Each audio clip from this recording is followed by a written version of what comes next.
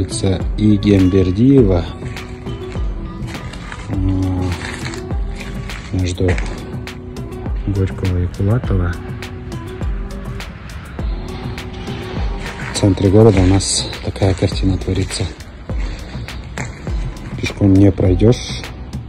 Как видите, нет тротуара, ничего нет.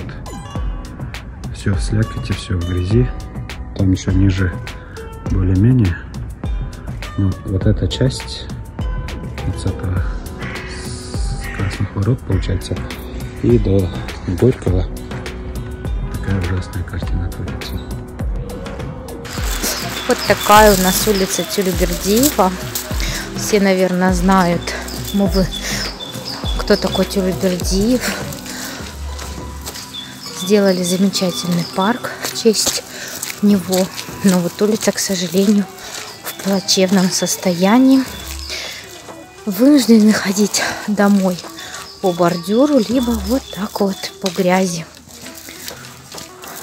Летом пыль стоит у нас до небес.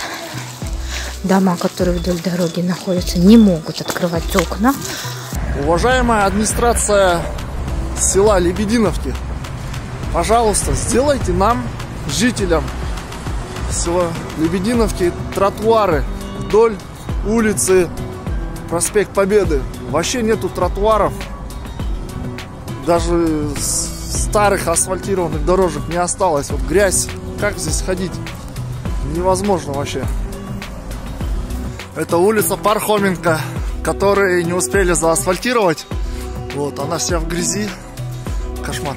Я что хочу сказать, уважаемая администрация Свердловского района, пожалуйста, сделайте здесь тротуары и вот арыки. Потому что здесь очень много школьников ходит. И если вы сделаете просто асфальт, просто машина будет здесь ездить, а людям негде будет ходить.